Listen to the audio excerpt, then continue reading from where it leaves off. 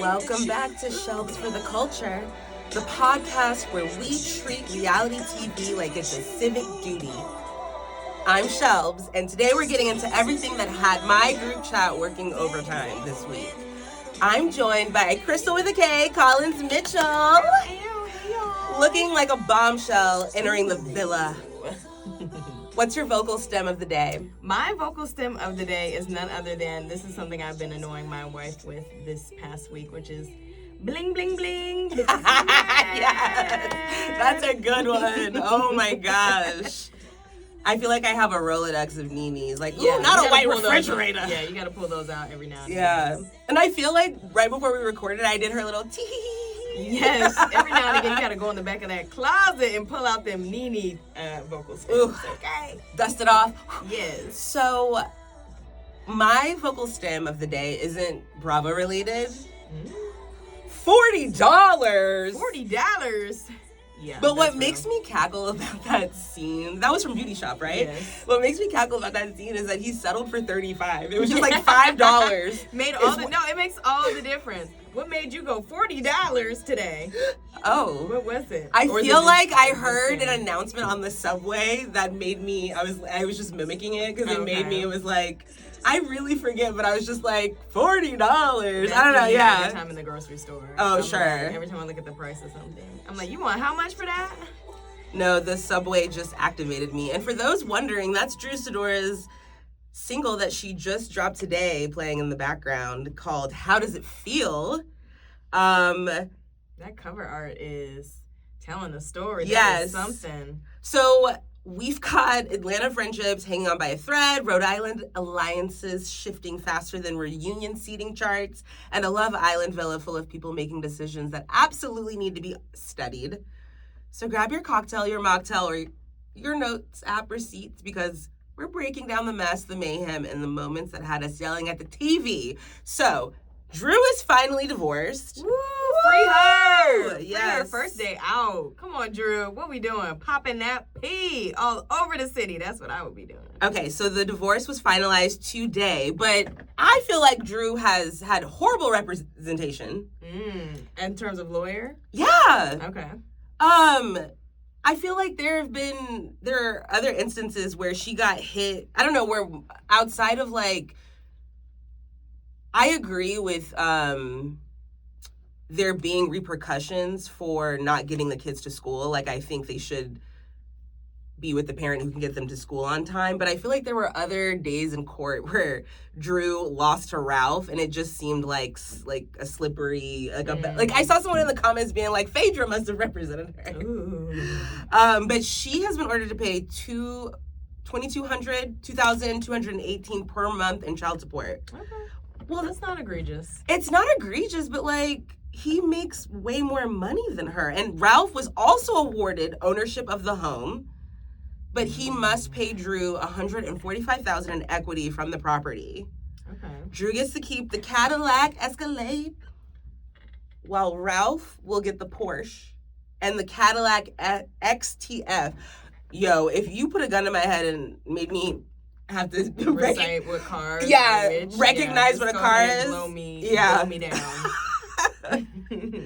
But yeah, I feel like Drew had a really bad lawyer. I feel like, why does she have to give Ralph money when he makes more? When any woman doesn't make it out of a divorce, with not having to pay anything. Yeah. But, it's not as bad as, like, our sisters, Mary J. Blige and the like, who are paying she got thousands played. of dollars in alimony to their previous spouses. So nobody has to pay spousal support. That's good. Yeah. But in other Drew news, did you see the back and forth between her and Kelly on the... I did not. Tell me about it. Okay, so Drew is on Watch What Happens Live, and she basically said that Kelly looked like a corn-stuffed hen or something like that, a Cornish hen. Thank you, Gert. Thank you. So she shaded her on Watch What Happens Live, and so Kelly posted Drew's before photo. Why does she have that, though? Because Drew's... doctor posted it? Because it was sponsored. She didn't pay a dime for that surgery. But my thing is, Drew actually looks good. Kelly, drop your before photo. Yeah, I'm like, Drew, you look good before they cut you up, sis. So, yeah, I don't know what she thought she was doing. Yeah, I don't know what that big titty fly thought she was doing. Ooh, damn. Okay, yeah, no. But yeah, Kelly, Drew, you look like a GMO grape, girl. Like, them titties are swole. Okay, like, come on now. This shade just landed so flat. It was like fizzled because Drew looks so good. Right. Loser. Yeah. But yeah, Kelly, I want to see you drop your before photo. Right, drop the before photos, Kelly. And also, like, girl, don't be starting to hit below the belt because I don't think you can go there. Yeah. I don't think you can go toe to toe. So I think you should just stop while you're ahead. Okay, so in more exciting news, you didn't watch Real Housewives of Melbourne. I did not. Okay, so I'm pretty sure like the first two seasons are on Peacock because I just rewatched them. But go illegally download it. It's so it's obviously set in Australia, but so sorry, I'm talking in circles. So for those listening who are Real Housewives of Melbourne fans, it's coming back in 2027, and Gina is allegedly returning as well, and she is like, I feel like she's like a Rosie from Rhode Island, but she's an attorney. So she's meaner? Yeah. Oh no, yeah. Gina's a bitch, but like Slick talker. Oh yeah. But I feel like they're both likened to drag queens, but in a good way. I mean that as a compliment. Like their hair is always teased? Yes. Makeup, beat, hair is always to the sky. No, but I feel like Rosie, I feel like Rosie recently said, like, I just want the gays to like me. And I could have guessed by the way she dresses that she's like she's going for the gay audience. That's who she wanted to connect with. Yeah, not the 40 and 50-year-old mom, stay-at-home mom. She wanted the gays. No, but Real Housewives of Melbourne is chef's kiss. I watched this with an ex-boyfriend, and he got into it. Oh, it was like a Real Housewives. The Mizes can get into it as well. Yes. Okay. One of the cast members, Jackie, is a psychic. Ooh. And it gets really interesting, but she's also very superficial. Like, one of my favorite Jackie moments is when she's dating this husband who is like a rock star over yonder. An Australian rock star. Over in Australia, yeah. But they're out at dinner, and she's like, I'd like a bottle of your most expensive champagne. And the waitress is like, and she's like, no, I'm not joking. First of all, I love your accent, your Australian accent. That was a lot good. Thank you, because it's normally shit. Nar, that's all I can do. Honestly, Nar. I summoned Jackie in that moment, and I'm not even like hitting all of them. Like Janice is hilarious. Lydia made me laugh. So I don't. Gas. This is me trying to gas you up to watch it. Okay.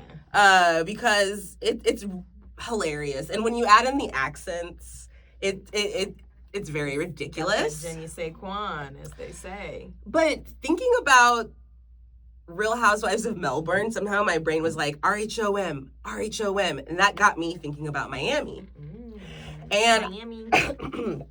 I had a random, like, after the blunt, like, thought. I thought. Yeah, and I was like, why does Bravo always pause shows to protect problematic white women? They did it with Ramona on Roni. Yeah. I really wanted to see her be held accountable for her behavior at Black Shabbat. And they're doing it again after Julia showed her ass and threw water on Gertie. And instead of just firing Julia and holding her accountable, they're pausing the show. I mean, that's my hot take. Maybe I'm wrong, but it just feels like Bravo is protecting these problematic white women, and they're just going to put the show on pause instead of firing them. And, present day, Ramona's about to do a new show, not on Bravo, but like... Yeah, I'm just seem to keep popping up, like that horrible butt pimple that you get. Oh, yes, well said. So yeah, I'm just a little disappointed with Bravo that I just want to stop protecting problematic white bitches. Yeah. Like, but back to more present day shows.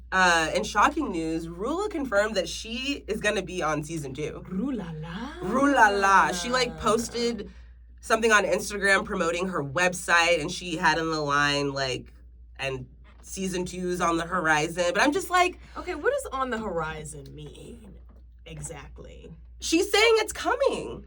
Okay, and she's saying she's going to be a part of it.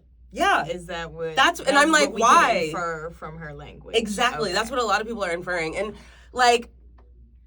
I don't know if you watched this particular season of Real Housewives of New Jersey because it wasn't their strongest, but there was a housewife named Tracy.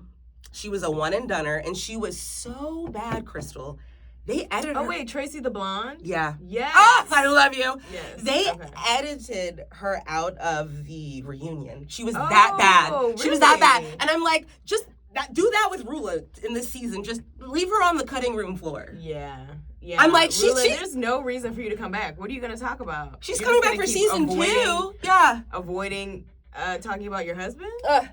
I've seen people call her, like, the first stay-at-home Real Housewife. No, for real. Because she's always like, my toe, my throat hurts, my head hurts.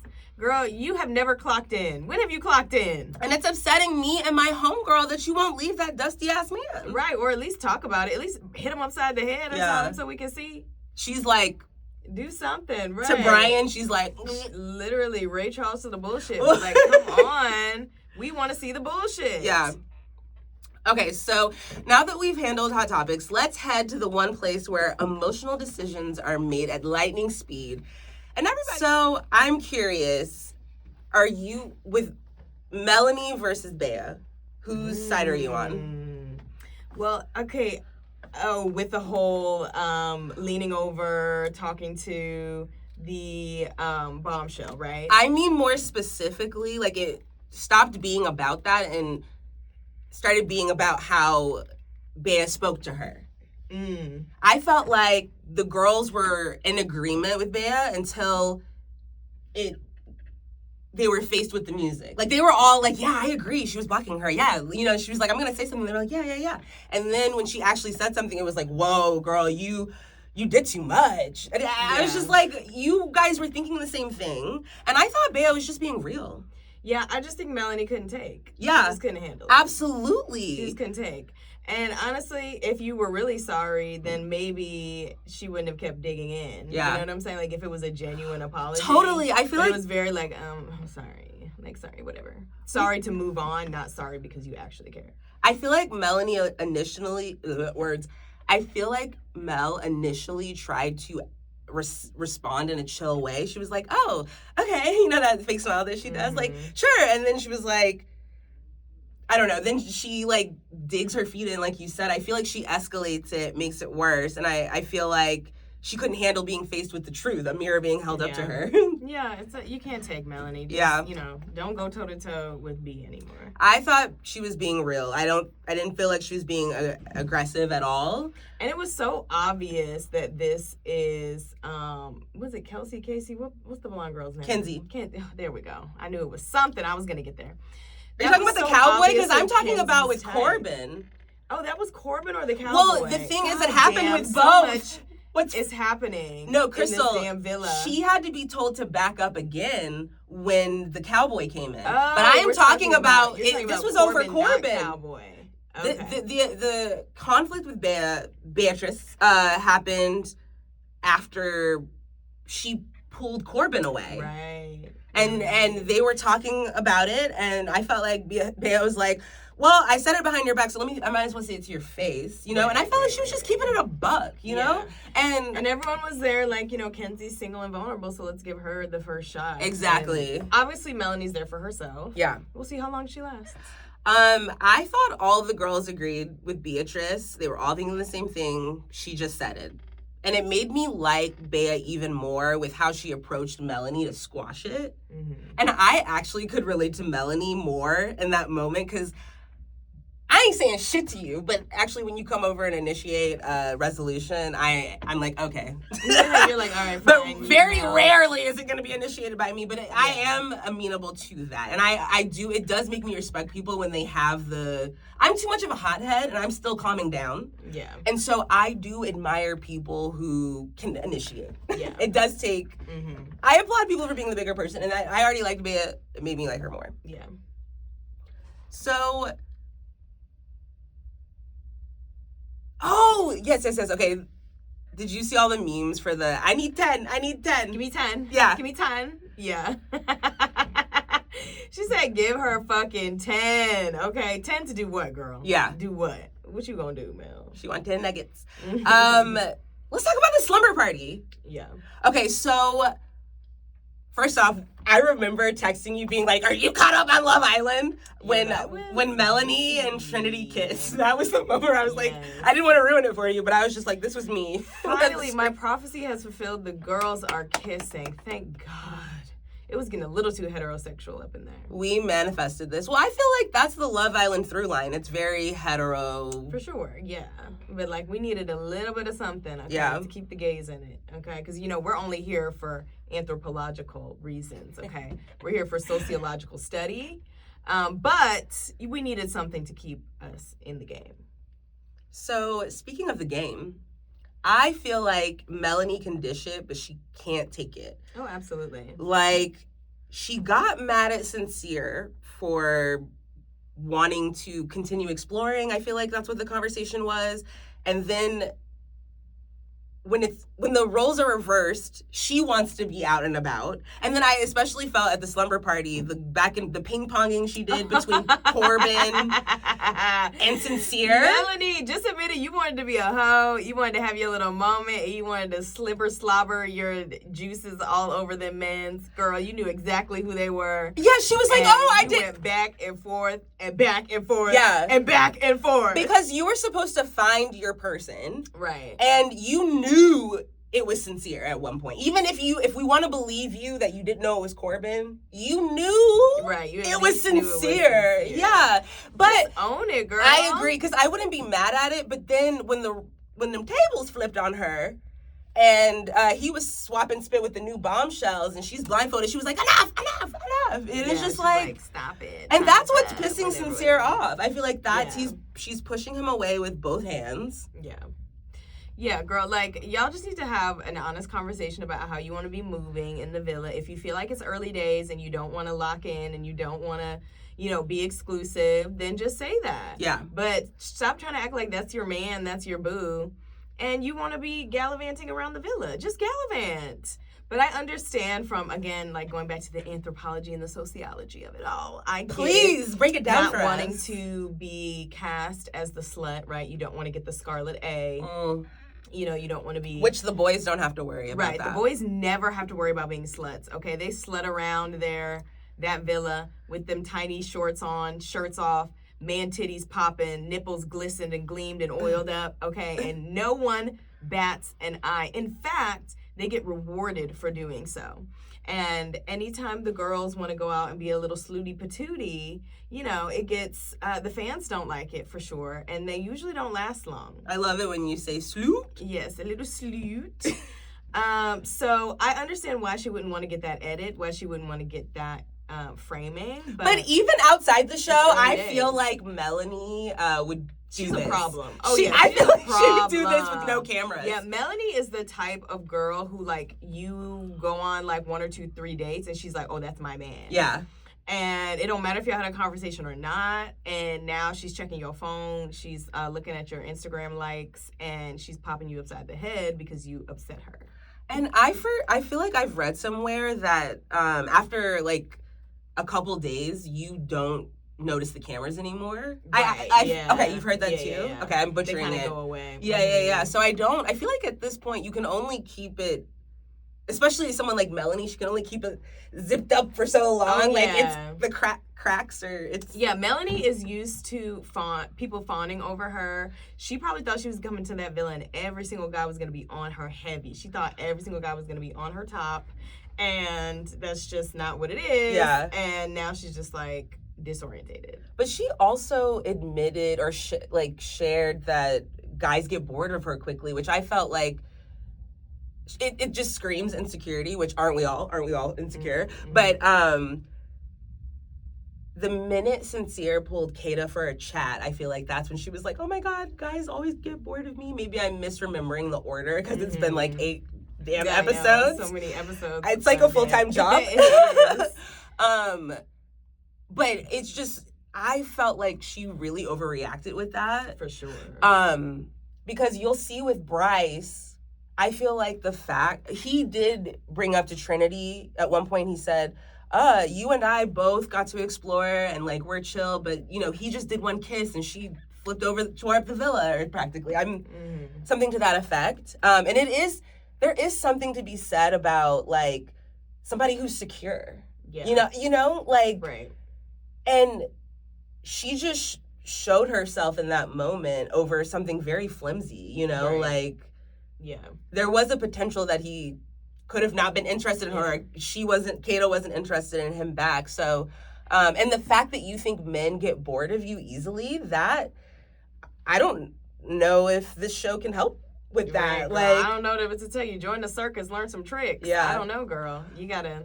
But I did want to add, just speaking of going back to Melanie dishing it and not being able to take it with Sincere, she does the same thing. She did the same thing with Kata. When she slimed, the challenge where she slimed her, and she was like, "I love you, girl," and she was like, "Nah, that's fake love," you know. And then she was like, "Who needs to be rescued?" Or from their couple. And then Melanie was like, "Do you have a problem with me?" And Kato was like, "No, I was just getting my lick back." Right. And you know, it was like, Melanie, it's all in your head, girl. Like, don't start, no one be none. Exactly. Nobody has a problem with you. You have a problem with you. You're starting things that you can't finish. Okay, so Kenzie. Oh my gosh, during the slumber party, I thought like everybody else when they were like exploring, it felt very sensual, but Kenzie, it felt she was like, I am disorientated. I don't know where the hell I am, and I just put my fingers in somebody's mouth. Yeah. Up somebody's nose. Yeah, her paint was all up in random places on those boys. Like, girl. And even on herself, she looked like a... Yeah. She really could. When they did like a pan after the bombshell had come in, I feel like she looked really awkward. It's fine. It's fine, Kenzie. Okay, so I have a hot take. Did you see people saying that Corbin looked disgusted when it was Anaya's turn? I did not see that. So I have seen people online saying that, and I went back to look at it again, and I don't see disgusted. I barely saw his face change. Like, there's somebody climbing on him, you know? And I feel like we should add that we both, because we watched last night's episode together, and I feel like we were chatting and both agreed that we wished Anaya had done more. Yeah, girl, come on, get in the field. You know, if the roles were reversed, Casey would be necking people down. Yeah. Okay, girl, at least get 1 or 2 kisses in there. Yeah. Sincere don't look good to you. It looked like she was just playing Duck, Duck, Goose. Next, like, yeah. But so I didn't see disgust, but I have heard that Corbin's ex-girlfriend has come out and said that he doesn't like black women. Now, what does his ex-girlfriend look like? You know what? I didn't get that far in my research. But I do. We need to confirm the source, because the social media streets are talking, and they're saying he said that. And you know what? Based on what we've seen on the show, I kind of believe her. I mean, he looks like he doesn't like black girls. Yeah. Like, I wouldn't expect him to. But yeah, I'm also like, what's the motive of saying that about him now? Because he looks like he don't date black girls. Yeah, but in that specific moment with Anaya, I don't think he had a look of disgust. Yeah, I think people are projecting. That is That is a strong. I'm like, disgust. Like, right, like he's about. I was expecting. I was like, oh, I missed that. Let me go back, and I was like, that's what you guys are talking about. Yeah, y'all are exaggerating. Y'all are dragging that. Drop it for sure. Okay, so we get the new... so the bombshells entered, and, like, the way Melanie screamed when they announced the new bombshell, it was just like, girl, you and Sincere are not long for this world. She was geeked. Yeah. Okay, she was overly going. She said, you know what? We need some new blood in here. Yeah. But she was like, oh, I was excited for Kenzie. But I feel like Sincere was like, we barely even saw an ankle, and you were like... jumping up and down, and he's like, he was like handcuffed and hanging and looking sad. Yeah, and I feel like Melanie is playing the game wrong. Like, first off, she's pushing Sincere away with both hands, and it's like, if you know that bombshells are going to be entering, more options are going to be entering. I don't know. I'm just like, you're pushing him away with both hands. Right, because why lock yourself down with him if that's not how you feel? Yeah. Like, I think that Melanie is just waiting for someone better. She's waiting for someone better. Oh. But she doesn't want Sincere to... She wants to keep him warm. She wants to keep that connection there because... Well, just she's in case doing she a doesn't horrible find job anyone. at keeping him warm. Right. She's about kicking him like, down a hill. Is there a balance? Where can you strike a balance between being a slutty patootie slut in the villa, but also seeking a genuine connection? Like, where is that balance, you know? Yeah. So we're introduced to 3 new bombshells, Sol, Jen, and Caleb. Mm-hmm. Any thoughts? We get tatas? Soul body tea. Body, yada, yada. Is yes, tea. and the short haircut. She looks fine as fuck. She's got that 90s Nia Long cut, you know, where she's got little bangs and then, you know, it's real bumped and shit. Yeah, she's fine. What's the girl's name? Jen? Yeah. Great. You know, as a member of the Big Titty Committee, I am always in support of my big titty girls, okay? So if you got big titties out there, I love you regardless, okay? And then who's the boy? Caleb, the cowboy. He's fine. You know, the villa always needs a blonde-haired, blue-eyed, country-born, corn-fed boy, you know? So they got it. You know, Rob did really great. Rob is from Love Island. He went on to win Traders. Like, you know, he's doing very well for himself, right? And he definitely fit that archetype. He really set that archetype off in the villa. Like, he was the one who was really that country boy, that lover boy, you know, from the South. So we'll see what South Carolina gives. I think it's South or North. I don't remember where he's from, but one of those Carolinas. We'll see what he gives. So I was a little split with Casey and Anaya because, yes, he was too eager. He was too eager, like when Ariana asked, how was that? Yeah. And he was like, that was great. Like, you know, like he was the loudest guy, you know? But then on the other hand, like, I feel like everybody across the line, I would say this as well about Kata's guy. Who is Kata with? Zach. Zach, thank you. I feel like across the board, they're getting hurt over challenges. Yeah. You guys are on a show where you have to participate. Like, don't get mad at me. Like, Zach was getting mad because she made out with the new bombshell. And he was like, your legs were in the air. Did she really have a choice in that? Right. Like, but they were not blindfolded. Oh, and then he was like, you know, you didn't have to see mine. Well, they were given blindfolds and told when to take those off. Right. You didn't have a hand in that. Right. So it's just like, yeah, don't get mad at me. Get mad at the producers. Yeah. Okay? Yeah. So I'm a little torn. Like, there's a part of me that's like, yeah, Casey, you were gassing up Anaya. Like, gassing her up in a beautiful way, you know, like, it's been great. I feel like we were talking about this yesterday, that it's been great to see, like, a dark-skinned Black woman be loved on. And so I feel like he undermined that. Yeah. By being like, oh, like. Right. You were a little too giddy over there. He was like the Mask. Yeah. I was like, Heart. Right. Awooga! Like exactly. a dog. Exactly. Yeah. Literally. Yeah. All you needed to do was start barking. Yeah. Like, he was basically barking. Like, chill. Like, calm.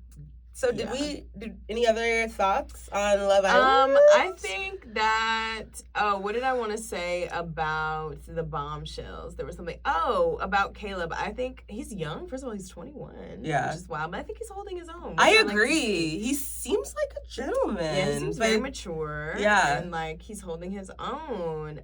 So, yeah, more villa shenanigans to come tonight and tomorrow and the next day and the next day. Okay, so oh my God. I guess let's make some predictions. Like, Sincere and Melanie, I think, are They need to go. Oh, wait, there's voting tonight. Or there's voting that's happening. It crashed, apparently. Ooh, okay, yeah, and they extended it till 12 p.m. today. Oh, okay. I saw someone say they're voting for Sol and KC. Interesting. I said, you know what? I might have to block you. Can I have a question? Because as a new Love Island watcher, so far they've gotten to choose who they're coupled up with. Like, do we really get to vote? And then it's like, oh, now I'm with you. It feels a little gross. Exactly. Yes, it is grotesque. And that is exactly the sickness of the game. Yes. Mm-hmm. Oh my yeah, God. It's very Truman Show, Big Brother. Oh my God. It gets weirder. Yeah, it gets weirder.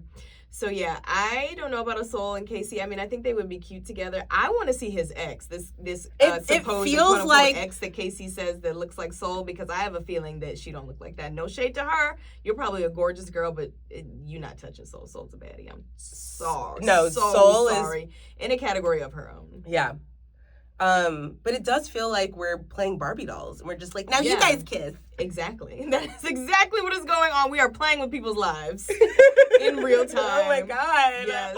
People sign up to get fucked. I'm new here to Love Island, guys, so it gets weird. It was a culture shock to learn that there's a new episode almost every goddamn day. I was like, what? It gets weirder and weirder. Trust me. Well, I feel like that's violent to put Casey and Soul together. Yeah, don't do that. Don't do that, y'all. Come on now. I'm waiting for someone to come in that's gonna make Casey sweat over Anaya. Like someone who's gonna come in. Who's gonna come in and be like, Anaya, I'm gunning for you, and make Casey sweat. So I can't wait for that. I don't know. You saying that just also made me think about Kinsey, because that's basically what just happened to her. Like she was like the redheaded stepchild. Mm-hmm. And now she got her moment. And for me, it was a weird trajectory to witness a blonde be the rejected one.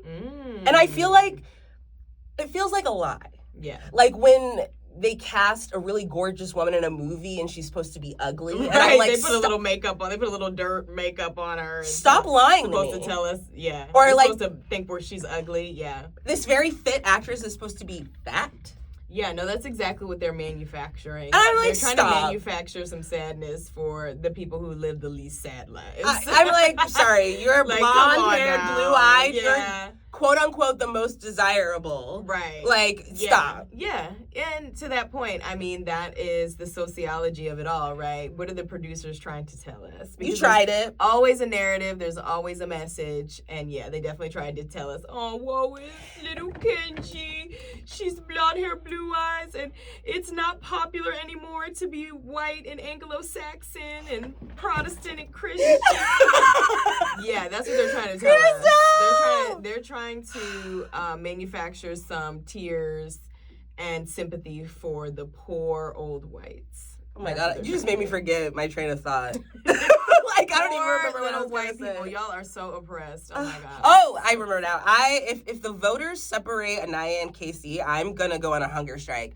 Like, I can't see that. If they separate on their own terms, fine. Yeah. But don't you dare. Yeah, that would be wild. But Melanie and Sincere, we need to break that up. Oh, for sure. Oh, well, I'm confused. Do they not get to break up on their own accord anymore? They can. Yes, they still can. They can break up on their own. Okay. I think Melanie needs to go home. To be honest, I think that she's sort of emotionally shitting all over the villa. I feel like that awkward photo of her doing that half smile, you know, the one, the crazy eyed, that's gonna live forever. Yeah. Mm-hmm. That's one of the memes of the season. And they also already last season had Huda, who emotionally was volatile and kind of scared everybody in the villa. Okay. They don't need that to happen again. I saw a meme saying that they posted a picture of her and was like, she was pregnant with Melanie here or something. But the only thing I know about Huda is she had a makeup company that she got dropped from for basically being racist, no? Yeah. Okay. She That's all I know. She had a brand deal and they dropped her from that brand deal. But yeah, no. Yeah. All right. The villa may be messy, but nobody does long-term drama quite like the Housewives. Let's trade the fire pit of Atlanta. So, what did you think of Portia walking away in that scene with Angela and Phaedra when they were talking about Shamesi? And Portia was like, I'm gonna walk out. She was like, not today. I know Shamia wouldn't do that. I had to say if they were talking about Portia. Although I think both of them have some kind of truce or pact that they talked before the season aired, and they both said, we're just not going to address this. We're not going to say anything to each other. We are going to be cordial. Okay, I hate that though. Like even at Drew's doing the national anthem, Rich Homie Kwam Yes. Everyone. Rest in peace. Rest in power. Even at that sit down, like, Kelly says, "Hi, Portia." And I don't know, like, they don't even speak. They're just walking amongst each other.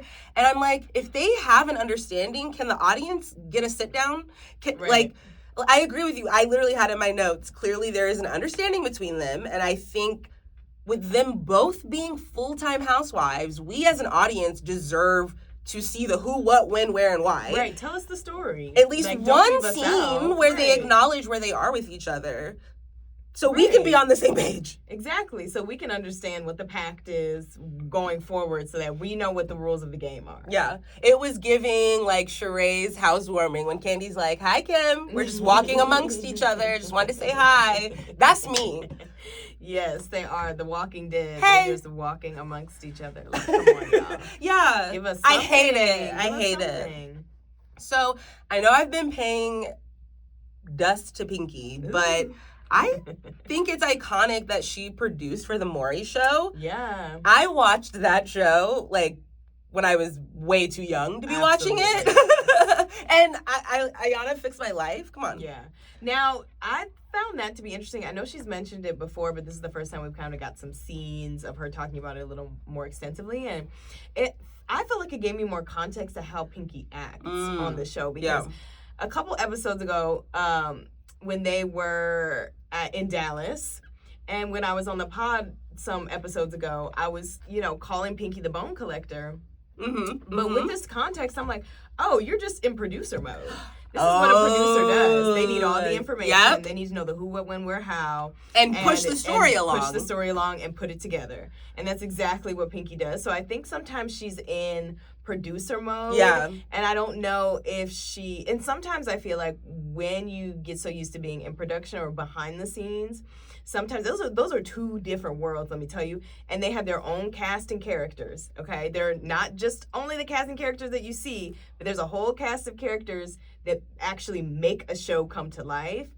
That's such a good point. Yeah, and so I think Pinky's playing in the cast of producer, but and like she needs to step on the stage. Yeah. She needs to step on the stage and be in that cast of characters. Yeah. Yeah. But I was also just thinking that having Notori directing her new show is like her. Yeah, that's really cool. I love seeing Okay, Notori now bitch. and Yes. work. Oh. Yeah. Gorge hasn't aged a day. Yeah. I feel like I'm skipping around, but that's okay. No. I feel like what? Okay, I am skipping around. It's fine. So I thought Cynthia's new man looks like he can lay the pipe. Any thoughts? Oh, absolutely. What is he, Jamaican probably? You know them tall, skinny ones, them lanky ones, they be hung. Yeah. Yeah, them lanky ones, especially with them locks, his locks probably go down to his ankles. Yeah, they be hung. Okay. Yes, I like to eat apples and bananas. Yeah, they got that schlong. Yeah. What did you think of Kelly crying at Gerald's birthday? Like, I thought she was doing too much. Get your drunk ass in the car and go to fuck home, girl. You are drunk. And her talking head, she said she didn't even remember making you a can speech. Tell, blacked out, slurring. Girl, you're drunk. Blame it on the Like, you alcohol. Are drunk. Yeah. And she probably showed up drunk. So cringe. Yeah. So cringe. Thoughts on Gizzy's appearance? Oh, Giselle. Hello. Actually didn't mind seeing her and Portia. They're a great duo. Yeah. Usually when I see Giselle come up, I'm like, oh, brother, this guy stinks. But they're cute together. They are, and I feel like it's a perfect arrangement for the two of them because, like, if they were in the same city or on the same cast full-time or had to be full-time friends with each other, I feel like they wouldn't last. But the fact that they get to have these every now and then check-ins or do host an event together or whatever show that they had, it was like an interview show on Bravo, or it was something Bravo related during COVID. It was like virtual. Okay. But I feel like they make a great duo. But every now and then, link up duo. Yeah. Not Why do you think they would be beefing if they were on the same show? Because neither one of them are very good friends to other people. and that's why they connect. Because they can be shallow and superficial with one another. I love my Gizzy. And I love my P. I love both of them. But yeah, they're horrible friends. Like, I would want to turn up with Portia. I would want to go to brunch with Giselle and talk shade and gossip. Like, and ironically, I'd want to go to church with her too. I want to go to church with First Lady Giselle. That first pew. And being shady too. Yes. Yeah. And she's an AKA. My mom's an AKA. I feel like we would, Oh, you would get along. Your mom is an AKA. Yes. No, I'm just saying we'd have things to talk about. I think we would kind of, I don't know. I think we'd get along. We might have a tiff or two. Yeah. Okay. I'm not against having a tiff or two. Sometimes you disagree. And you got to get it out. Yeah, and I feel like Giselle would be fun to disagree with. Like, Kenya, no.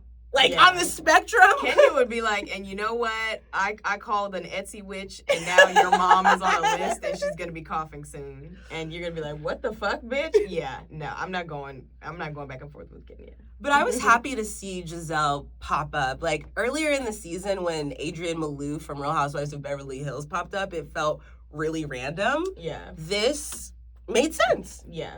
Okay. Yeah. You know what? I don't mind Giselle. And even Portia said, Giselle, you got to come to Atlanta more often. I don't mind Giselle in Atlanta. Come on, girl. She was filming something for Beyond the Gates. Oh, yeah. Yeah, I thought that was cool. The Tyler Perry show or something. Period. Yeah. Okay. So the scene with Phaedra and K. Michelle felt so insincere for me. Oh yeah, when Phaedra starts making those faces, and like K. Michelle was giving it back to her too. Yeah, when she started poking her lips out and turning her face up and tuning and her eyebrows go up, that's when you know Phaedra's giving you fake. Yeah. Okay. Yeah, and.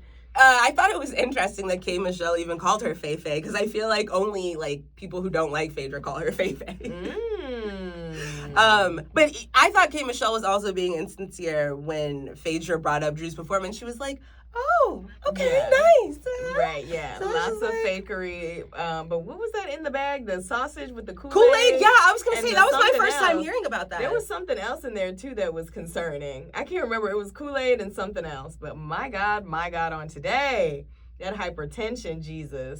Wow. I know those veins are constricted. Okay? Jesus Christ. Okay, so Pinky's auditions... Drew and Shamir were there, and Drew said that she was there to support, not to audition. This is the shit I love that Drew does, and this is why people hate her. But this is why I love her. She is so randomly selective about things that make no sense. Because from Pinky's perspective, Drew, don't you think not auditioning shows a lack of support? Like, if you really wanted to support her, if you really wanted to support her, you would audition. Right. And I love Drew, and I'm not even a Pinky fan, but it was just kind of like... Drew said, listen, I've been in the game for too long. You didn't send me my sides. You didn't send me nothing to my agent. It's basically who didn't send what? Yeah. Did you not send the email, Drew, or did Pinky's team not send? And you know what? That's valid. But for some reason, it came across as she thought she was too good. It did come across as that. And maybe she is. That, tone, when really just be direct and say you didn't want to audition. Yeah. This is not a role that you would be interested in. But Natari would have made me be serious about it. Like, I feel like, if she wasn't directing or attached to the project, maybe it was giving a little chicklet circuit.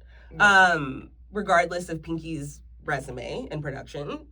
But the Natari being attached elevated the project for me. Okay. And I'm like, Drew, come on. Her resume is just as impactful as yours, if not more. Like, if you're a big Power fan, you're going to be more on that side. But, and I venture to say more people know who Naturi Naughton is than Drew Sidora. No shade to both. Yeah.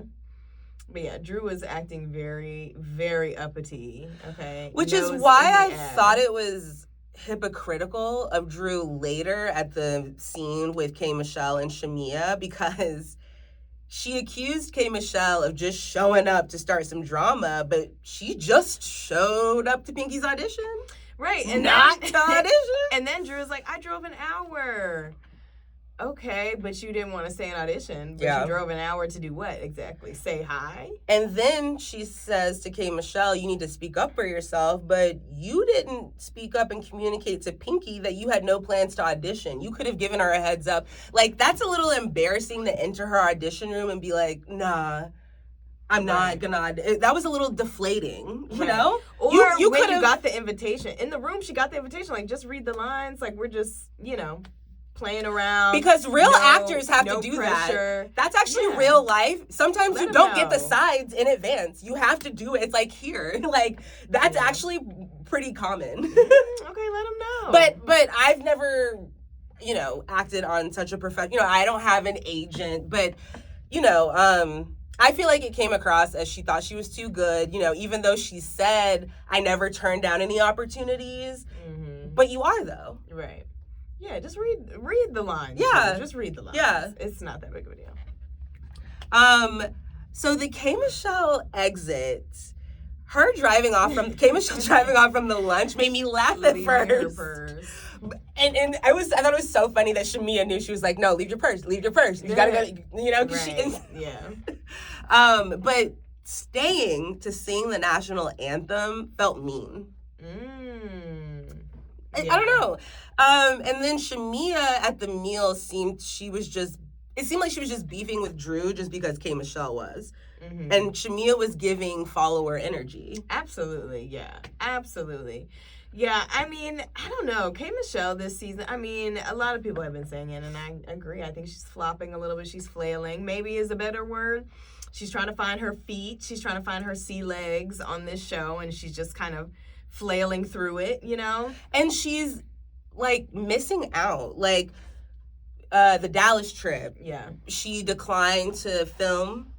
Or, she didn't decline to film, but she didn't want to attend the dinner.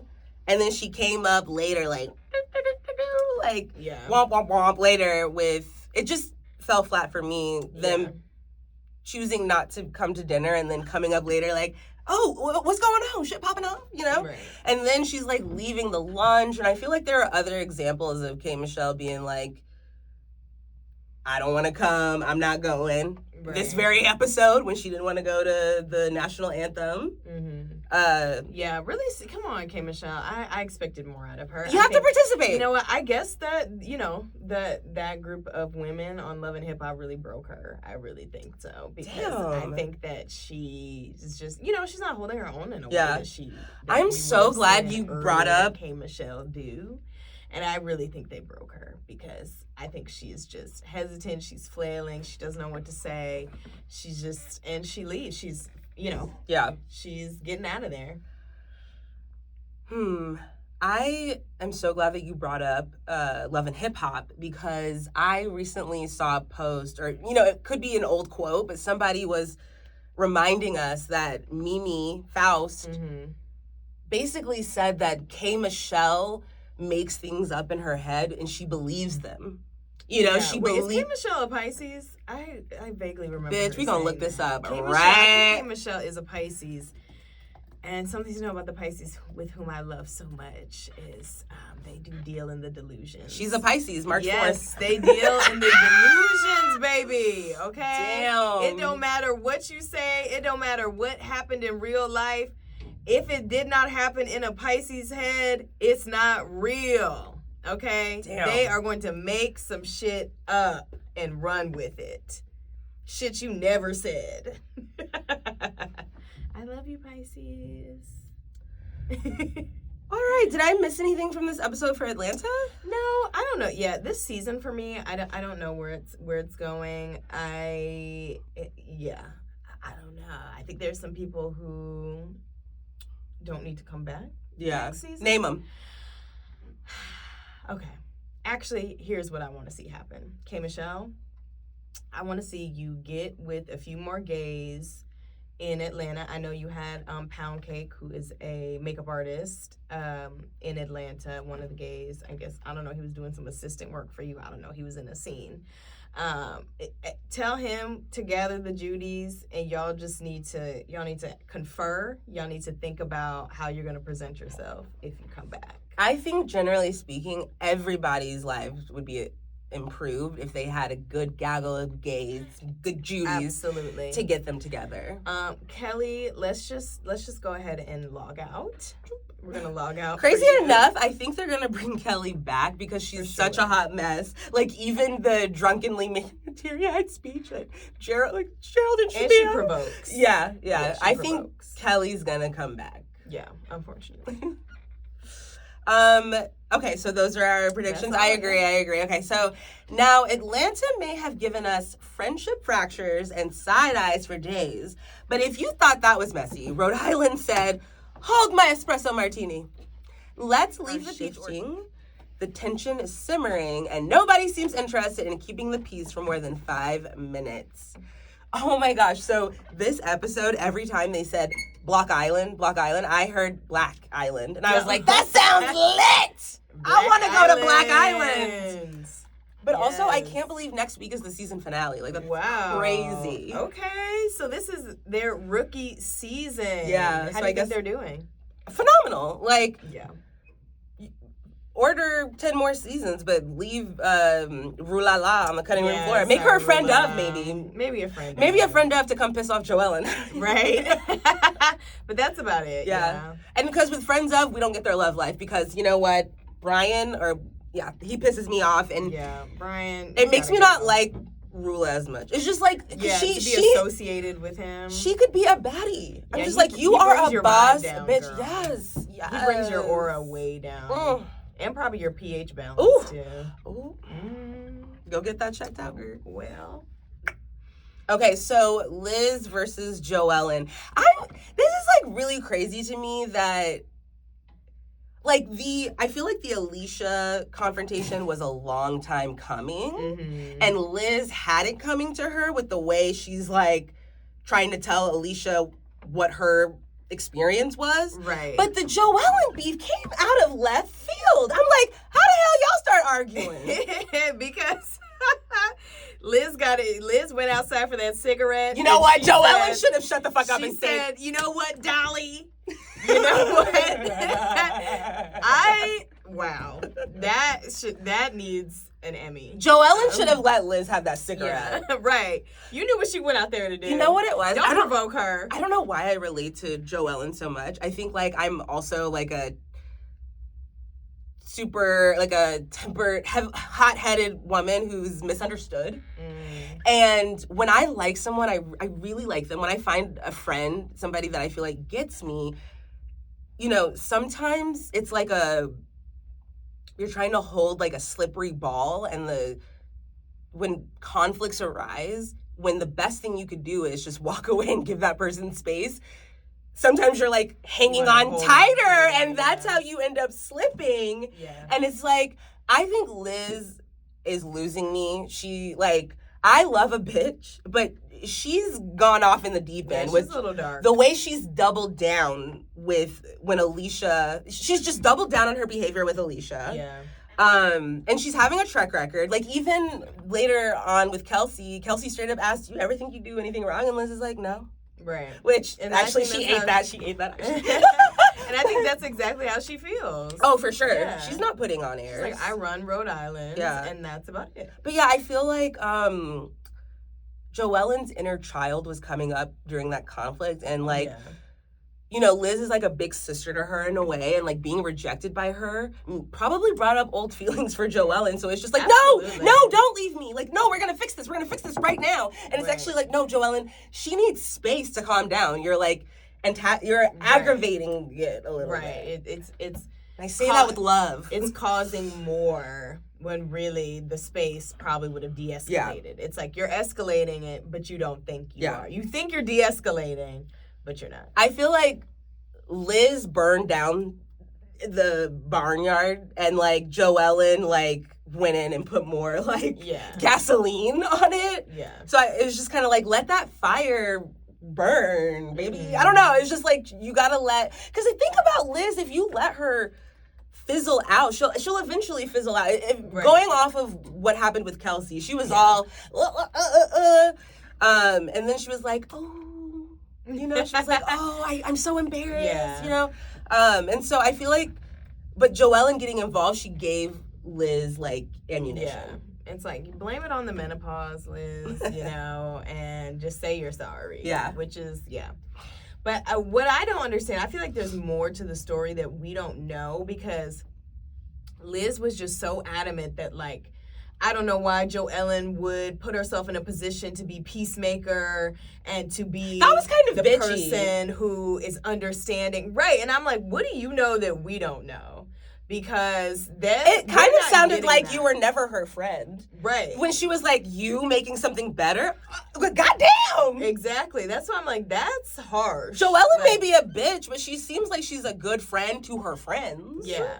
And if you had a problem, that's the thing. That's why I was like not on Liz's side. Liz couldn't articulate what her issue was with Joellen. She just kept attacking her character.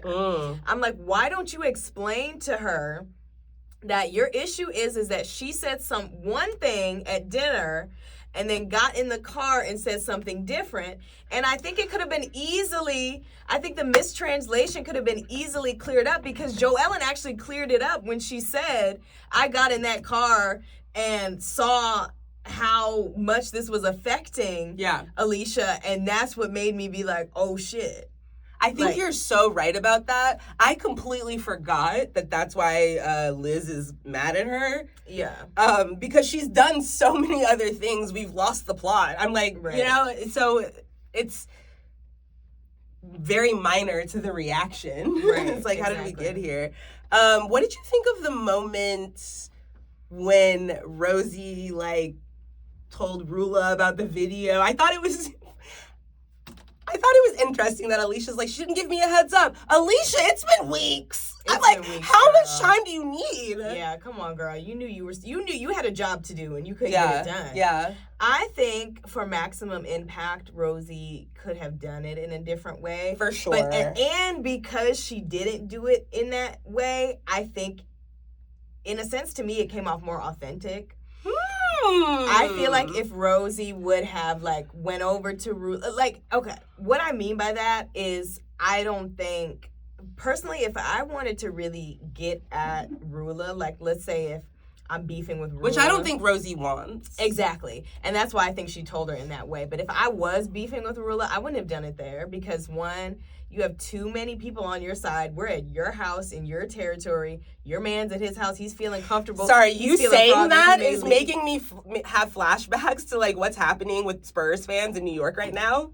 What? Like, you haven't seen the, like, crowds of people. Oh, yeah, they've been, like, rioting and fighting. Like, speaking of being in someone's home. Exactly. And, like, you know. Yeah, exactly. When people are in their own home, they feel comfortable. They feel, they can put their guard down a little bit. They get jumpy. They get jumpy because they know the territory.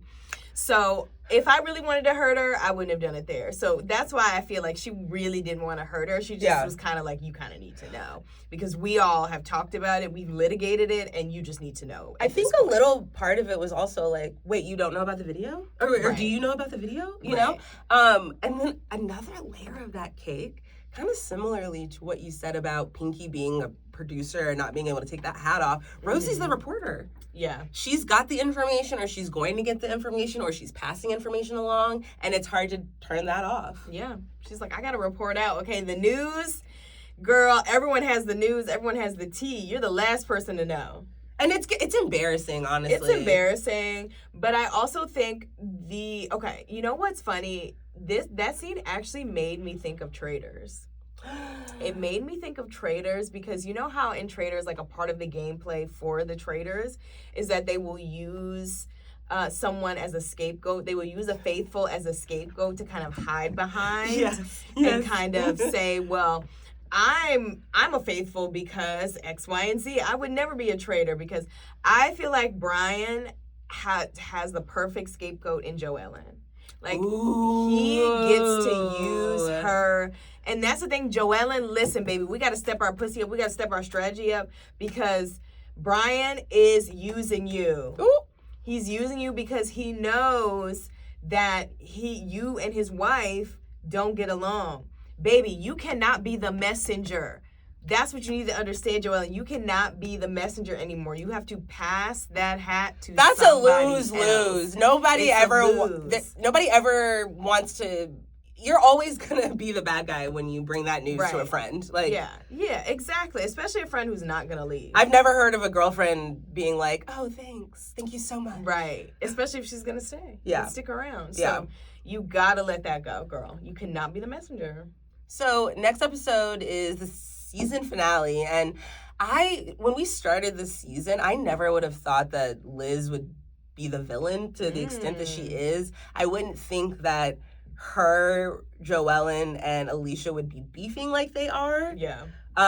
What do you think of the truce that was called between Liz and Alicia? Like, I don't think it's gonna last. Ooh, no, really? Well, I think they have a long history together. I think this is probably not the first feud they've had together. Well, if Liz could apologize. It sounds like Liz has hurt Alicia's feelings before. Yeah. Because she said things like she's mean, she's abrasive, she's this. But even I feel like Kelsey feels that way too. You know, like her asking that question, there's some undertones to that. Her being like, "Do you ever think you're wrong?" Like, there's something there, you know? Yeah. So, and I love a good bitch. You know, if you're a bitch, come sit next to me. Okay, you're safe over here. But Mark's safe. But like you said, Liz, it's gotten dark. I think she lashes out on people a lot. I think people are used to her lashing out on them. Yeah. Random thought, but I thought Ashley looked gorgeous at Rula's event. Like, I loved her hair. Yes, I was gonna say I loved the hair. Yeah. I like seeing her nice and glam. Yeah. Ashley, more glam, please. Yeah.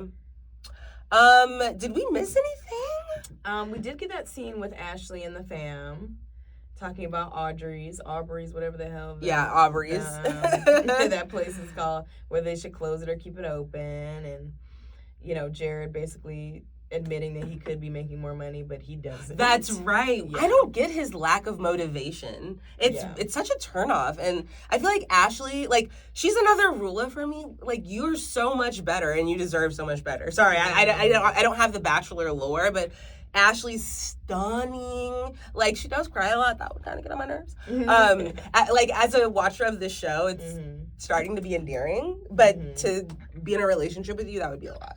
Yeah. But yeah, like, she seems successful. Like, what she's doing in her career, it's working out for her. She seems to be a loving mom, a loving wife to her husband.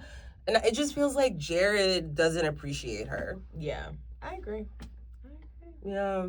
But I'm excited for the season finale. I'm excited for their first reunion. Yes. I'm excited for the looks. I want to see everything. I'm excited for the first reunion. You know what? I'm going to say something crazy, but I feel like Rhode Island had the best rookie season of any franchise. Ooh, talk your shit. Because Atlanta, who is the best to ever motherfucking do it, their first season, it was great, but it wasn't, it wasn't peak.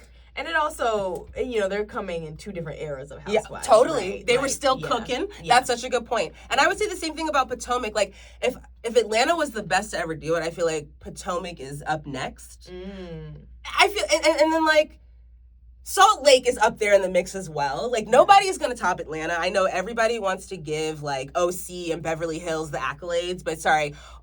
Atlanta, I know they're not in their peak right now, but nobody will ever top peak they had Atlanta.